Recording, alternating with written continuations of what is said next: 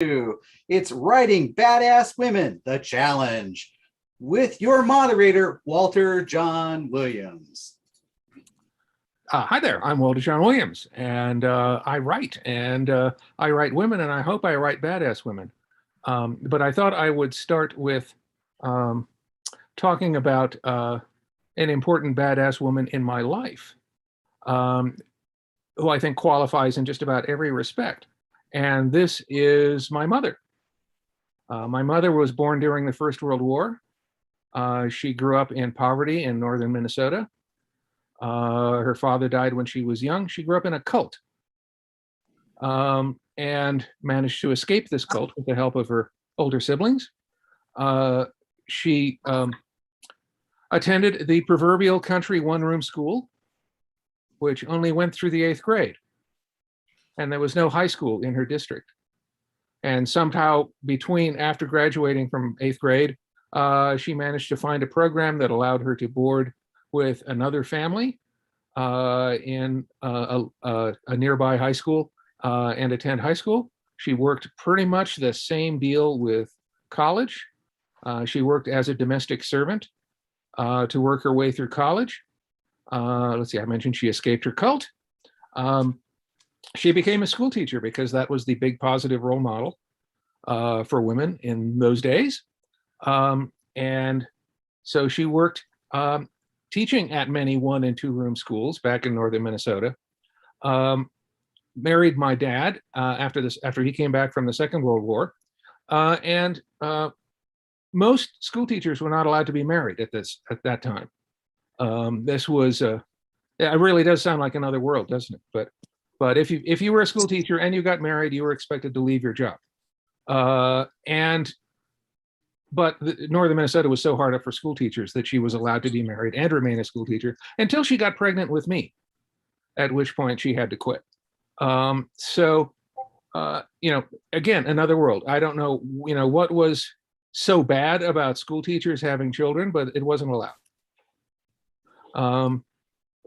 Anyway, she devoted herself to raising me, which she did with probably more thoroughness than I entirely enjoyed. And she was very capable and not very sentimental. And I think there may have been some survivors of the Long March in China who were less sentimental than she was, but I don't think very many. When my dad was in his 50s, he had a near fatal aneurysm, became a near invalid for the rest of his life. My mom looked after him, kept him alive for another 20 plus years. After he passed, she basically retired and did nothing for the rest of her life until she died at the age of 92. And I have to say that qualifies as badass. And if there are, and of course, she had many school teacher friends who were childless necessarily. So I grew up in this circle of women. And because I was the only kid in this circle, I got a lot of attention. If there are any real life models for the intelligent, capable women in my novels, that's where they all come from, right there. That as an introduction, I'd like to go on to my panelists. And why don't you introduce yourselves? And if you have any real life models for badass women in your lives, please tell us about it. Kathy, why don't you start? All right. I'm Kathy Kitts. I am a retired NASA scientist. My mission was Genesis, which went to the Lagrange point, gathered solar wind, and brought it back. I also have taught for 9 million years. But right now I write. I've become a short story author. I've got about 24 published. And my mother and my grandmother and the women before them are my models. To give you an example, during World War II, my mother wanted to go to college, first one in her family.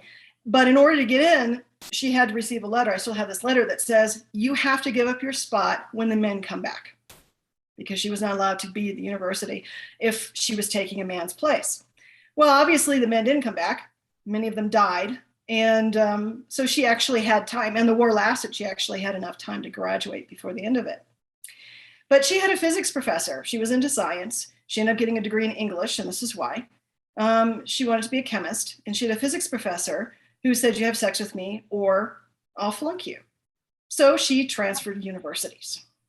That's how she handled it. So many years later, I had a physics professor who pats me on the knee and says, Kathy, don't worry, there's no sexual discrimination here. And I had to think, do I rip his arm off and beat him to death with it? Or do I simply go to Earth and Planetary Science? So the reason why I went to Earth and Planetary Science and have my degree in Earth and Planetary Science and still am a physicist was because of this individual. Okay. Jeanne?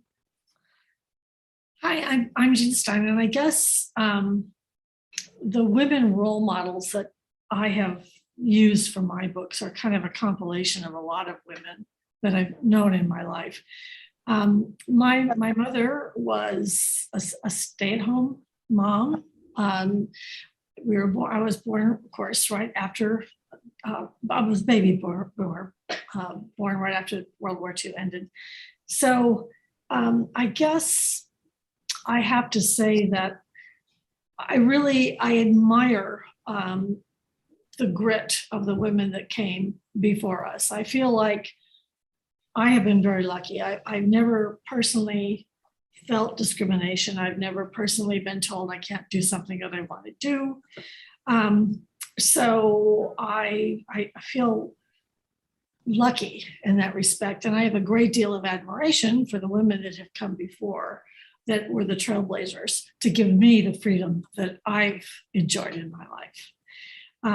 I wrote two series. I wrote the Anna Strong Vampire Chronicles and the Fallen Siren series, and both of those have strong female protagonists. So that's my story. I don't know. I've, like Kathy, I've kind of gone into short story writing more and more. I have several stories in anthologies. The most recent one is going to come out in a Hex anthology, probably sometime this fall. I've kind of veered into the sci-fi more than urban fantasy with the latest thing. I and a co-author and I have written a trilogy called 180 Degrees Magnetic, and it is a sci-fi ocean sailing adventure kind of thing, which is different from anything I've ever written, but it also has some strong female characters in it. So that's where I come from. David?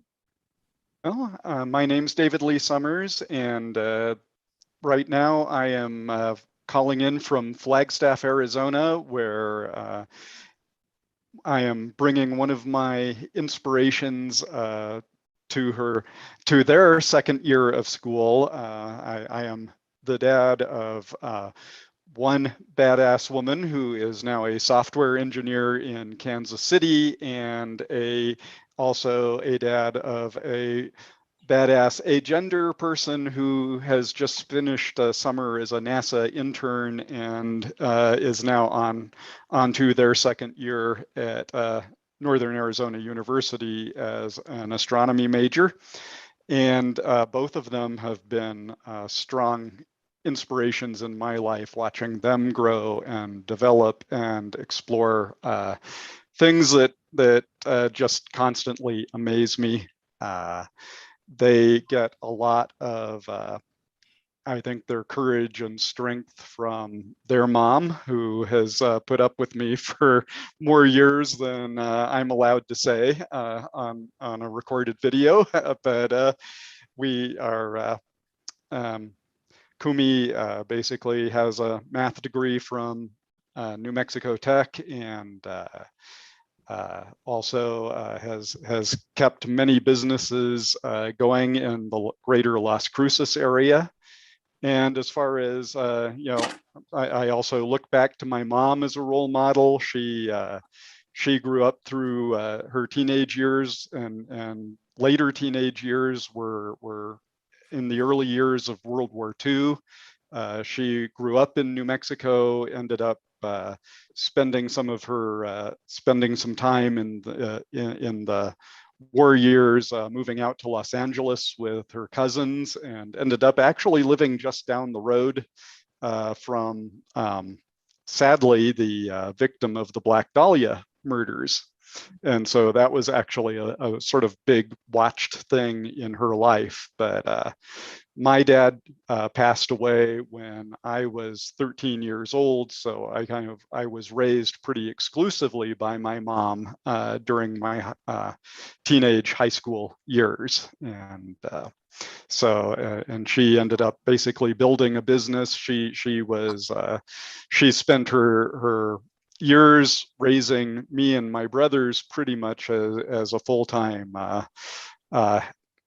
what you would call housewife, housemaker. But she ended up, when my dad passed away, she ended up basically building a business of being a ceramics teacher, doing and holding classes, and actually had a kiln, went out and invested in a kiln and taught people to make their own ceramics. And it was just that whole resourcefulness of her life that has been an inspiration. And I'll go back one more generation to call out my great aunt Ethel, my mom's aunt here in New Mexico, who was a homesteader in New Mexico. She and her husband, my great uncle Glenn, were homesteaders in New Mexico, and Aunt Ethel was definitely one of those people who questioned a lot about, why should women wear dresses when it's more practical when you're working on a farm to wear trousers. That was just an example of something she would talk about, and was always questioning, quote, gender norms, even back at the beginning of the 20th century, really. And I all of these women have been strong inspirations to me. I've brought their examples into the women that I write into my fiction. I have my latest novella that's out is called Breaking the Code. It's set around World War II in New Mexico, and has women, badass women, as both protagonist and antagonist in the story. And I also made my first foray into writing a comic book with Albuquerque artist Michael Ellis did the art for it. I wrote the script, and it features Guinevere after Arthur's defeat at Camlan. And okay, Lee? I'm A. Lee Martinez. I've been writing 15 years, 16, I don't know. My newest book is the Constance Very trilogy, which has Constance, who's sort of like based on old pulp heroes. So she's very much like in the model of like, what if Doc Savage, Nancy Drew, and Batman were all the same person? It's the same thing everybody's saying. I mean, my mom was a huge influence on me. I was raised by my dad was not around. They got divorced when I was young. But there's also other, fictional characters. Like there's a ton of I really love like a lot of comic book superheroines, and they were a huge influence on me when I was younger. And even I think back to some of the sort of weird cartoons of the 80s. Even then, they had some really interesting characters that were women that could do stuff. And so it's a trend that goes on forever. I'm not gonna just replay everything that's been going on, but it's good. Okay, well, thank you for bringing the world of fiction into this, because that, after all, is what this panel is about. So can any of you think of any great examples of badass women in fiction that you found interesting or inspiring? Yeah, go ahead. I'm having to unmute myself. The one thing I noticed was that in all these articles that have been coming out, like in Nature and a few other places, talking about the dearth of badass women in science fiction, I noticed that one person that they seem to forget, which is Noelle Hopkinson and The New Moon's Arms is an example. This is a woman who's entering menopause. She's perimenopausal, and she develops powers. It used to be that they always developed powers when they went from being, into adulthood, in menarche. And so this was really interesting. And so this woman has to deal with her burgeoning superpowers and menopause. And she has sex, which of course is the things that unfortunately for badass women, at least right now in science fiction, it's really hard. It's a little bit more, you can find it in fantasy, but it's a little hard finding women who get any action. It's kind of sad. Like, why can't we have action? I have one that I don't know if it'll come up a lot, but I always love Jessica Fletcher. Oh yeah. Murder, She Wrote. Yeah, I mean, I love Murder, She Wrote. Who doesn't? What decent person doesn't? But I always love that, like, she was sort of this like polite older woman, but also like occasionally she'd just be like, no, I'm not gonna take your nonsense. And also, you know, like, I love that in the world of that setting, it wasn't uncommon for someone like to be, well, first of all, she has the great imaginary thing all writers have, which is everybody's heard of her, which I love. Like, that doesn't happen in real life, no matter how famous you are.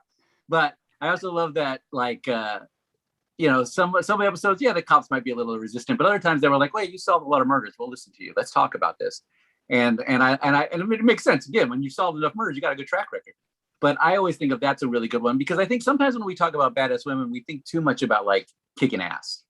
And there's a lot to being not just a badass woman, but a badass person than just kicking ass. And I think, you know, as an extension of that, I think that's really important. So I love that about, like, one of the characters I'll always love is Jessica, and Jessica Fletcher always reminds me of that, because she doesn't mess around, but she doesn't have to be like, she's not like going to kick everybody's butt. She can't. She's an older lady.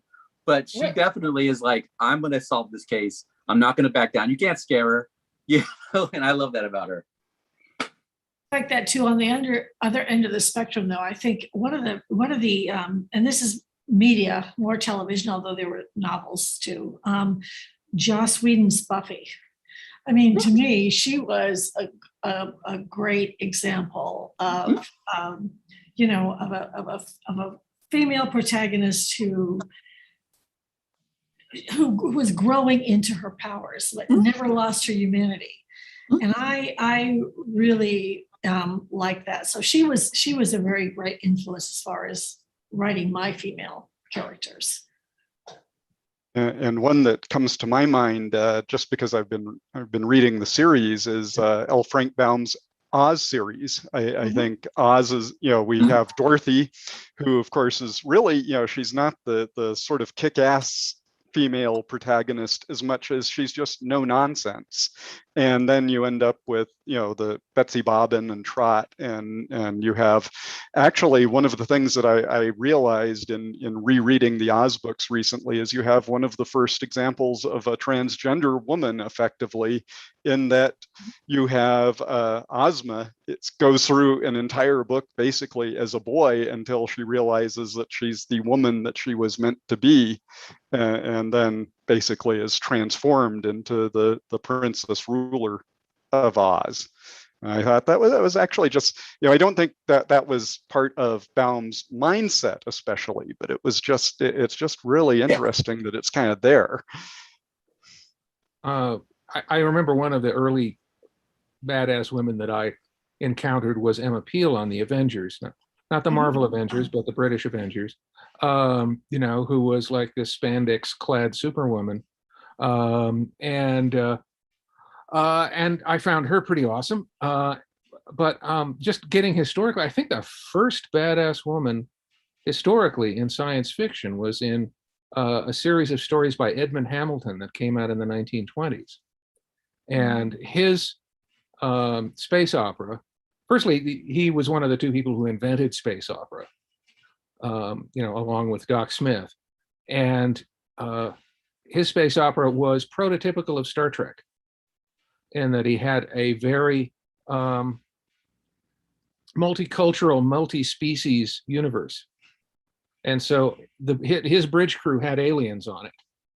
Okay, and had a female officer who, by the way, did more than answer the phone. You know, she was really up there with all the others. As for E.E. Smith, he was prototypical of Star Wars. I think George Lucas stole a lot of stuff from the Lensman books for his Star Wars universe. And so the Lensman stole a lot of things from a lot of people. Yeah, the Lensmen were special. They had special psychic talents that allowed them to cope with all the villainy that was going on in the multiverse at the time. But so that was that. You know, that's Star Wars. That is, certain people are special. They have the Force. They're allowed to do all this stuff. But Edmund Hamilton, you know, the bridge crew was inclusive, and that was unusual for the period when you know when terrestrial empires were at their height in the 1920s. And that was the normal paradigm, was you just find some natives, you kick their ass, you steal their stuff. And you see that in early science fiction all the time. Let's see. And actually, it occurred to me, you know, another person is Honor Harrington in David Weber's series. Right. I think one thing we want to watch out for is, I think this is my experience, so, you know, take it or leave it. I don't think we need to get bogged down too much with examples, because examples are not interesting to talk about if you don't know the example. I think we should talk. It would be great if we talked a little bit more about like what we do as we think about these writing, just as a suggestion. Well, I was planning on getting there. Cool. Okay. I had a question. Have badass women evolved? I think they've evolved just like science fiction has. I mean, that was a perfect example that we were talking about before, where you, the Dave was talking about, where you go out, still, you know, to conquer them, steal their stuff, very colonialism, very heroine, very hero, even though you make it a heroine, you know, you give her a metal bikini. But I mean, right now it's I see more going towards the model of the heroine's journey, which is the idea that you bring your team together and you go do things. Blackfish City is an example where you have some badass women, and yeah, they are kind of stereotypical, but you also have the real characters in the story. You have a trans person, you really are gathering your team to go do things, and you don't really have one main character. So that's one way that it's changed. So the badass woman doesn't have to carry the entire story. Either she gets her team together, or that's one thing that works better, like the Fletcher example, where you have a person who brings the team together. She's got the scientist, she has the sheriff, she has the boyfriend. You get these people together, and that way you can have an older person who does things, who can be wise and have action. So I think that's one thing that's changed, is just changed with reflection to all of science fiction. That it's not just the hero who has to be isolated and kill and slay the alien bad guy, that it's really more of the side characters have been raised up, if you will. I think that's dead on, because that is, you know, when you go back to the old cliche about like the guy, the character who does everything, that really limits who your character can be. And you could still create, again, it's fiction, so you can create a woman who does everything, but it's a very typical archetype that has evolved. It's changed, you're right, because in so much fiction, not just badass women centered, but a lot of fiction now is about like, let's get together. Hey, you can't do everything. Let's and that does open doors in a lot of ways. Well, it does, and also I think the one of the more important points about what we're talking about too, though, is that if you have a kick-ass heroine who is invulnerable, who could do everything by herself, because, for instance, in my vampire series, she's a vampire, so there's very little. There are very few mortals that could battle her and come out on top. But you have to have a vulnerability, because if you don't have a vulnerability, then to me, it's just a cardboard character. So getting an ensemble, her boyfriend or her friends around her, that brings something to the task, so that she doesn't have to do it all alone. They also become a point of vulnerability for her. So it adds that layer to it too, because you can't have a hero that nothing can touch, because that's cardboard, and there's no story there. There's no crisis develops. There's no drama.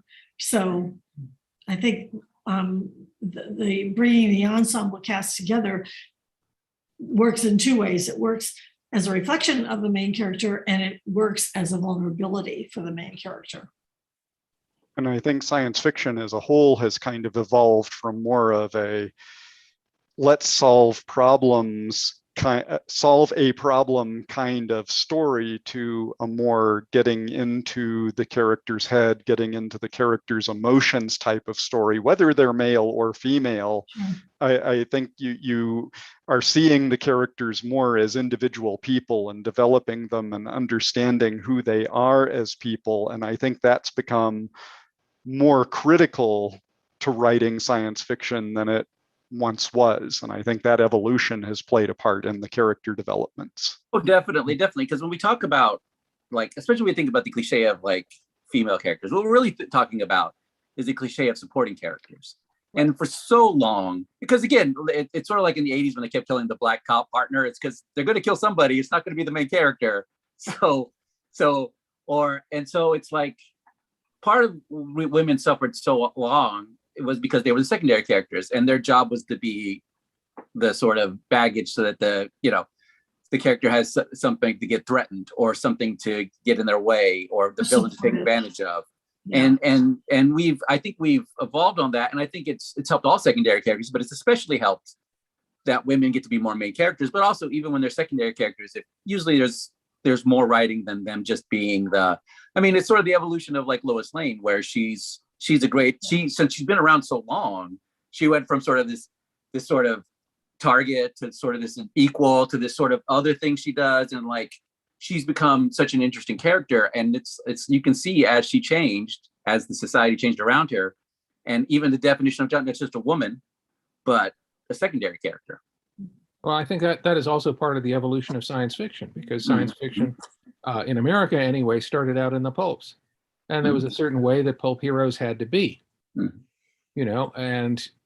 as science fiction evolved as a literature, other possibilities began to open. But yeah, I think there is a danger in creating a badass female character in just taking a typical male pulp hero, right? And putting her in a brass brassiere. Exactly. They always talk about it, and I hope I don't offend anybody, but the idea you lift the skirt and you find a set of hairy balls. It's very annoying that, and this has happened a lot, but I think that's actually part of the transition. Before she came on and she screamed, "Oh, we have to save her." And then later it was basically a guy in drag. And now we're getting to the point where we're actually, as you were saying before, as everyone's been saying, that it's more character driven, not just the MacGuffin or not just the novum, not the really, oh, look, I found this really cute science thing. Okay, that's nice, but how does that affect people? And that makes a more interesting story. Although women could be effective pulp heroes. And for example, in Edgar Rice Burroughs, which you wouldn't expect, but I realized, that all of Edgar Rice Burroughs novels, Tarzan or John Carter or any of them, usually begin with the heroine being kidnapped by the bad guy. Right. Which motivates the hero to go off and find her. But Burroughs' females were very competent heroes. And usually they'd rescue themselves long before Tarzan got around. Well, also, the Tarzan dilemma goes back to supporting characters, because Tarzan rescues everybody. Nobody is as good as Tarzan. Like, I love those books, and like there'll be like three guys and they all need Tarzan to rescue them. So, to be fair, he was equal opportunity. Awesome. Jane needed Tarzan to help out. Yeah, well, she but she generally rescued herself. She had her own series, her own parallel adventures going on, and Burroughs was able to cut from Tarzan in a cliffhanger to extricating Jane from the cliffhanger that he put her into in the previous chapter, and just go on alternating till he got to the end of the book. And I don't know whether it was intentionally or not, but he ended up creating a very competent heroine. Well, don't go. I was just going to mention real briefly that there was one of the John Carter books where John Carter goes through all these adventures to rescue Deja Thoris, and she comes walking out at the end saying, I just broke myself out of jail. Thanks for the lift home. Well, this even goes to the movies. If you look at the Johnny Weissmuller Tarzan with, what was it, Maureen O'Sullivan? I think so. I think so. Anyway, and it was a real scandal because she's actually naked when she's swimming around in the water with him, and it was such a scandal that they had to fix it later. I mean, they had to make her less strong because when they originally started making the series of movies, she was actually more like the Burroughs character. She could take care of herself, but they decided to dumb her down and make her weaker during the movies as they progressed, because it was just a little too risque to have her actually strip and dive into the water. They were living in sin in that treehouse. Oh yeah. Well, it's also really easy to fall in this trap because that's why often Watson was kind of like I love the Basil Rathbone movies, but Watson in those is kind of a dumbass. Mm-hmm. And it's partly because it's like his job is to bounce off stuff for Sherlock Holmes, but when I wrote I'll just mention my one plug here, but like Constance Parity, like literally one of the things I wrote with that is I wanted to write a character who could do everything. Like the joke about the book, the sort of weirdness about the joke is Constance can fight robots and solve mysteries and she can breathe underwater for like 3 minutes. She can do everything. And the premise there is that it's sort of a throwback to that. Now, I still make the other characters important. She's got like a friend who's like her sidekick and she's really important. But I don't mind that the character is really awesome because she's supposed to be ridiculous. It's supposed to be like absurd. But again, that doesn't mean that she's. You talk about a different story. The story there is that she's not usually in a lot of danger because, there'll be chapters where it's like, oh, the sea gods are rising, but she's gonna fight the sea gods. It really is about like her talking to her friend, and so there's something to be said for that about like that sort of a change too. But I think also, again, we talk about the evolution of our media. It's changed a lot because, you think about old, like, again, Superman is a great example because, there was a time when he was just sort of this wish fulfillment character. Then he became more complex character. And it's sort of the same thing when we think about like and I think what you said it perfectly when we talk about the transition, the women had to go to that stage where they were like I'm going to beat everybody up and be the best person before they got to the next stage. But we all kind of move forward on that. But I think you can have a character be badass and capable of everything. I mean, I wrote 3 books based on it, but you got to think about what the other elements of it. Okay. Right, but that's what you were saying though. That's because that's a specific character though. Yes. And that becomes part of the entire message. Yes. And that's really important. And it's also important just because women don't get to do that very often. So it's nice to have a Superman character as opposed to a Batman character. When you were saying with Superman too, notice the shirt, it's kind of like, I read an essay about how do they call it? The Batman, how do they phrase it? I can't remember now. I'm sure somebody in the audience will know about this, but it was the article saying that Superman has become more like Batman over the time, the Batmanization of Superman, which was the idea of making a complicated character. And so I think women are finally getting to that point where we can actually have women all stages of their life, not just, we've had a lot of stories about, the Hunger Games, all these sorts of things, where women become stronger as they become young women. But that's kind of where the story stops. And why does it do that? Is it because of male gaze? Is it because of, people don't want to buy that yet? I mean, what is it? We can argue about that. It's a different topic. But I think we're getting to the point now that we can talk about women all the way through. We've always had the elderly, smart guy that you go talk to the guy. And with women before, they were the witch that you burned. They were the bad guy. And so now we're finally getting to the point where we're getting women characters that you can go to and say, hey, help us solve this problem, oh wise one. I was wondering, if a character is badass, does that imply that the person is competent at violence? Is violence necessary? It doesn't have to. Can you be a badass accountant?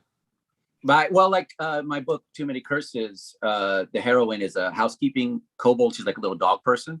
And I specifically wrote it because I just finished writing a novel where the character was like a 7-foot tall, indestructible robot. And he just beat everybody up. So I wanted to write a story. And you want to talk about influences. Like I always don't base my characters off people I know, but like Nessie, the kobold housekeeper, is based off my mom because she's very organized.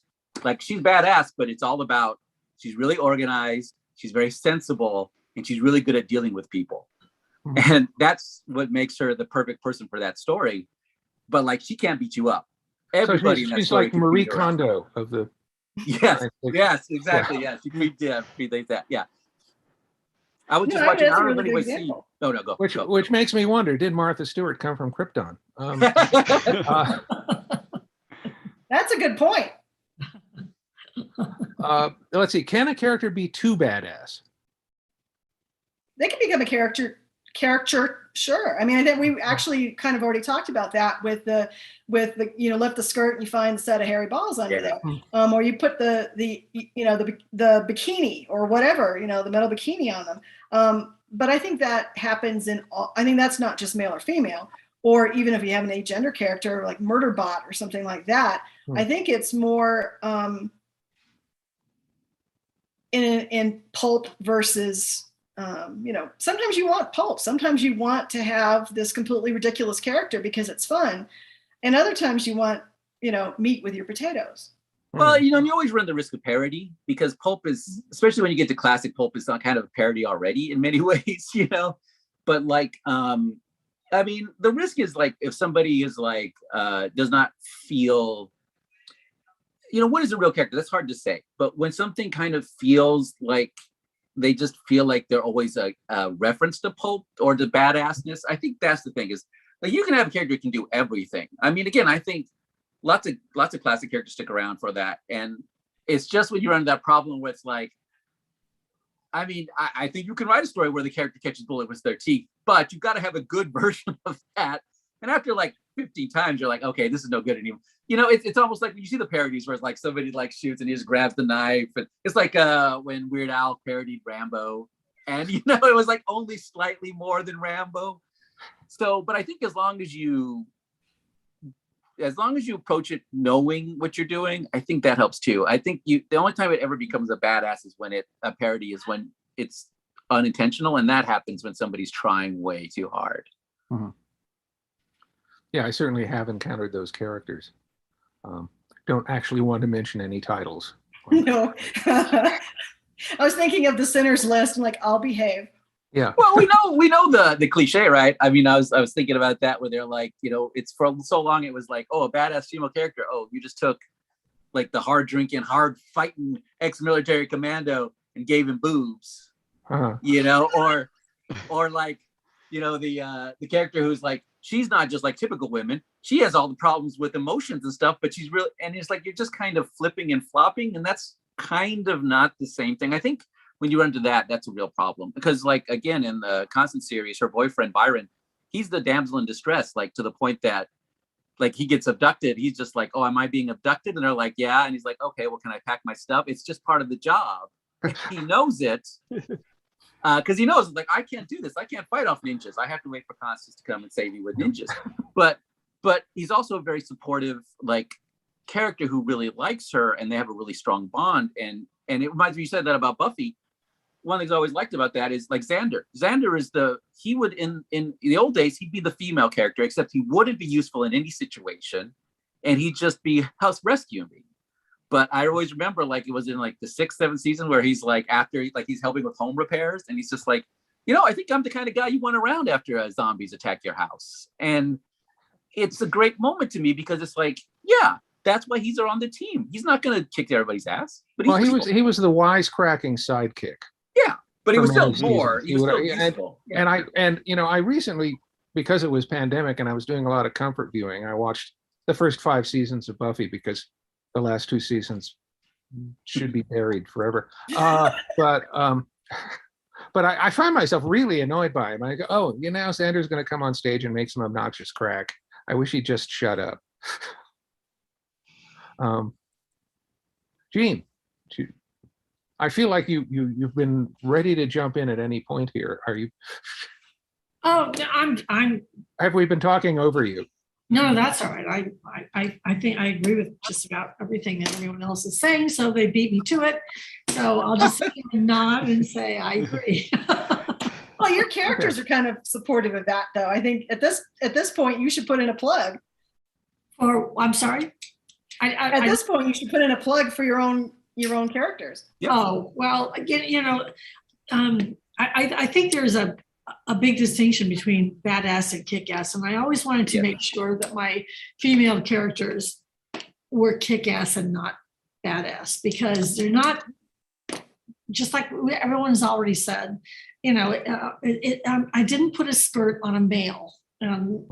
That was my protagonist. So yeah, I had a lot of fun developing my character, my protagonist, because I wanted her to be all the things that I would like to be, as far as, I mean, it would be wonderful to be a vampire and live forever. And the older I get, the more I think that's very appealing. But the other thing, though, is that her loyalty, there's a loyalty there to her human family and her human friends. And that remained throughout the series. That never changed. No matter how much her life changed, that never changed, because she did have a human family.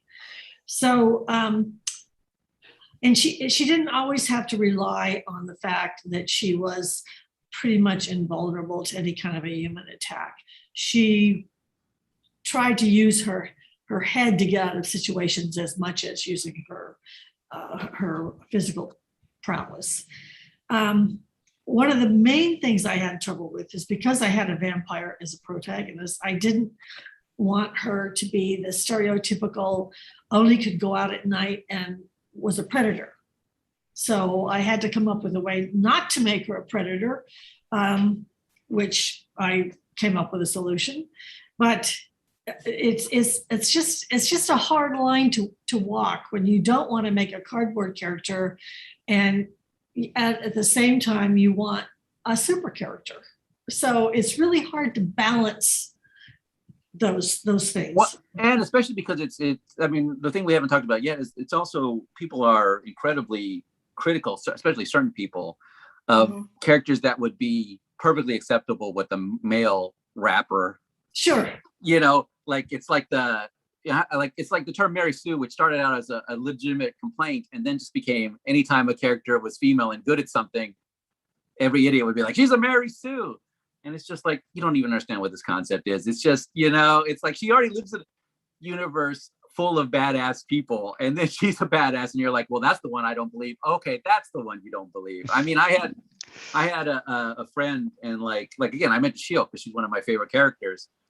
And take away any sense of realism, she's super strong. They even list the strength rating. And my friend was like, well, there's no way she could beat Captain America. And I was like, it's comic books, so anybody can beat anybody to begin with. But also I was like, why are you saying that? She's literally 50 times stronger than him. And I'm like, I don't know if in real life, but none of it's real. And it was sort of that thing where even in that, with that wrapper on her, suddenly she became less powerful than an explicitly less powerful character. And so there's also that weird baggage that when you write that stuff, somebody will always, there's always going to be, now I think those people are getting less and less, hopefully. But there's that baggage that comes with that, which is the idea that like, oh, because like I did that. When I write Constance Verity, she's a wish fulfillment character. She's a pulp character. So if somebody said like, this is completely unrealistic, I'm like, you're right. What am I going to tell you? You're right. That's the point. I mean, it's like you talk about the Batman. The Batmanification is a great example because like so many people like, I like Batman because he's realistic. And I'm like, he's a ninja super scientist, genius, billionaire, Olympic athlete who fights a killer clown in a city of crime. And then they'll say, like, I don't like Superman because he's unrealistic. And I'm like, they're all the same. It's all. And yet, when I first started writing too, I used to get comments from readers that would say, vampire. Well, one of the things I did with my vampires was that I let them. Yeah. I said they acclimated to sunlight, so they just walk amongst us. Yeah. But I had people honestly writing me saying, "You can't do that. Vampires can't come out in the sun. They're gonna." Yeah. I would like to offer the example. I would like to offer the example of Bram Stoker because when Dracula first shows up in London, he's walking in daylight, supervising the unpacking of his luggage from the ship, and he's just wearing a sun hat. That's right. It's a great example because it's a great. Well, and that's the thing that's funny is it's like you can write Supergirl as a character, and somebody will be like, "Well, there's no way she's as powerful as Superman," and you're like, they're made of alien people. But again, if you, and this goes back to, this is such a deeper issue. This isn't just about sex, it's about race. It's like Dwayne McDuffie, the famous comic writer, said, if he writes a scene, he wrote it, he died, passed away a couple years ago, but he read, if I write a scene where Batman outsmarts Superman, everyone's like, wow, because Batman's so badass. But if I write a scene where Black Panther outsmarts Silver Surfer, people are like, oh, it's because, and Dwayne McDuffie was black. He's like, oh, is it because Black Panther's a Mary Sue? And he's like, Black Panther's just Batman, except he has a whole country even. He doesn't just have a cave, he's got a country. Yeah, he's got a whole country and super technology. And yes, he goes, it's ridiculous that Black Panther can fight Silver Surfer. It's ridiculous. And you can do the same thing. You could be like, it's ridiculous that, she could fight that man. It's like, I just saw Indiana Jones get punched in the face for 10 minutes straight. We're well past reality. Okay, we have 10 minutes left in the. Excuse me. We have 10 minutes left in the panel, so maybe it's time to look at some questions from our audience. Do we have any? We don't have any attendee questions right now, but if you guys have some, please. In that case, I would like to raise another issue. Jeanne mentioned that she didn't want her vampire to be a predator, which some might consider to be kind of a definition of vampire, but still, I found that interesting. And I was wondering if your badass characters are accustomed to violence, can employ violence, can they be entirely admirable? That's a very good question. Or does that, enter into, what draws both them and the reader to violence? And is that producing a rather dark image for these characters, whether you want to or not? It's kind of like the hero versus heroine question. It's kind of like, are you dragged in it against your will, or are you innately violent?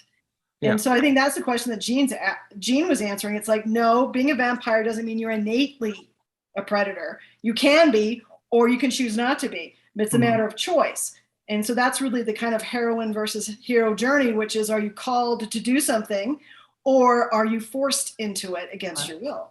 Yeah, there's kind of the old saying of, I didn't start this fight, but I'll finish it. I think there is something to having a hero or heroine that will step into a situation, and there's you can be badass by being out there literally kicking butt, or you can be badass by you're the person who's going to face the hail of bullets to put an end to a situation, maybe protecting someone along the way. I think that's key. If you're using violence on your own behalf, that's one thing. If you're using violence in order on behalf of someone else, right? There's a degree of nobility in that. Supposedly, we do have questions now. Yeah, the mother bear thing that you were saying. Let's have one up. Question? All right, so we have a question of, who do you think is the best known, most famous of the badass women in sci-fi, fantasy, horror, literary movies, whatever? Oh, probably Wonder Woman. Yeah, I would agree. I mean, just in staying power and length of breadth and well known. I mean, and usually, again, she's one of those characters that she's always been. There's never been really a bad version. There's been different versions that were kind of silly, or like where she lost all her powers, but she was still a badass person. And a lot of times almost every writer emphasizes that, yes, she beats people up, but her goal is to help people. Even more, like there's probably been some darker versions, but there's never been like a version of like, Frank Miller's Batman where he's just a psychopath. Yeah. There's probably never been a really common version of Wonder Woman who just like loses it and kills people. There's not a lot of Wonder Woman turns evil stories, even when you think about it. Sarah Connor. Oh, sorry, I didn't mean to talk over you, Jeanne. No, I just said I agree. Wonder Woman is what came to mind to me. I think of Ellen Ripley in the Alien films. That's another great famous one. Yeah, that was my next one. I was going to say Sarah Connor but we said about the biggest. The reason why I said Sarah Connor is because there's so many movies, there's so many books, there's so many stories. We've got 3 different series now associated with it. But I agree that I like Ripley as a character. That's another great one. Yeah. Well, and then there's Xena, Mhm. Yeah. who was, I remember reading this, that Cairo would shut down on Friday nights. And it wasn't because it was the time for prayer. It was because Xena was on. Oh. And all of the Middle East fell in love with Xena. Mm. Is there another question? Yes, we have a question about your thoughts on the heroines of Andre Norton's worlds. I think they're a product of their time, which means they're kind of a mix. I mean, I'm thinking about them, and they are they're that bridge point between the guy with the skirt and what I would consider a more modern female character. And I think she's a product of her time, and also product of her publishers.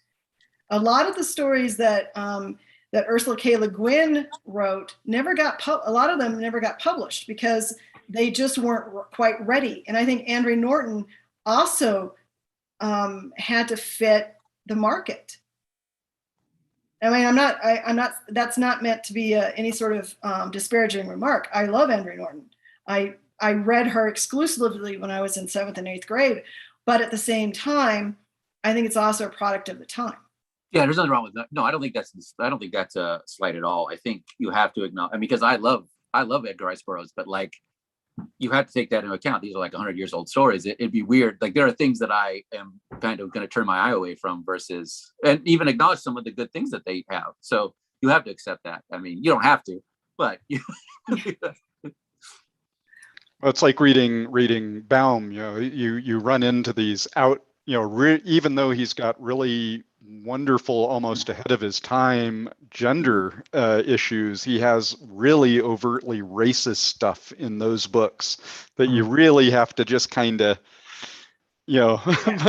read past and realize and realize he's where he was in 1900. Yeah. Any other questions? We only have a very few minutes. No, I don't have any other questions, but you guys have 3 minutes left. Okay, why don't we move on to plugging our own work? Who wants to start? Oh, I'll start. All right. I wrote, as I said, I've written the Anna Strong Vampire Chronicles and the Fallen Siren series, and my newest stuff is the 180-degree magnetic sci-fi sailing adventure series. It's a trilogy, and the third one comes out in October. Well, I shared a couple of mine. Oh, go ahead, Lee. Okay. I've got, the Constance Verity trilogy. The third book should be coming out next year. I've also, I mean, if I'm just going to name a couple of my books that I think really are good, I consider good examples, is Too Many Curses, which is my one with a housekeeper. A Nameless Witch, which is basically a romance. I wrote a romance, but with cannibalism. And those are just the ones that I think spring to mind. I tried to the do world needed one of those.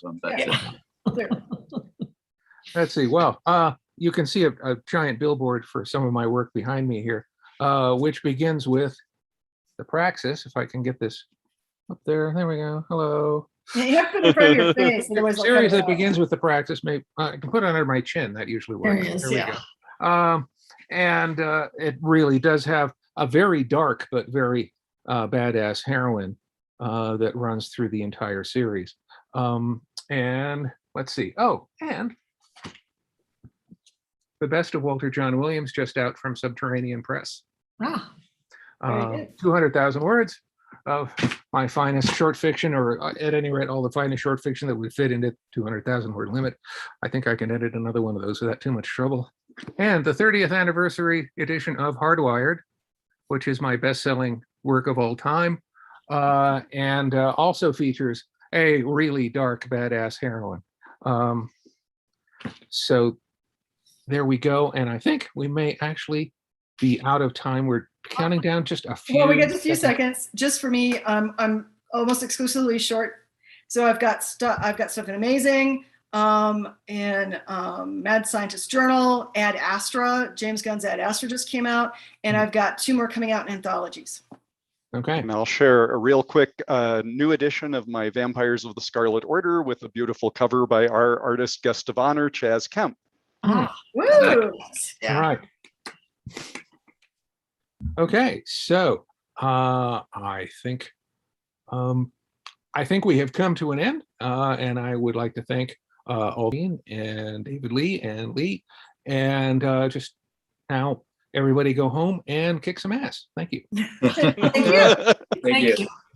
Thank you to all of our panelists. Coming up, a little bit of fun. We've got the dramatic reading of Froome and then the Green Slime Awards for 2021. Stay tuned. Buy a t-shirt. Bye all. Bye. Bye. Bye.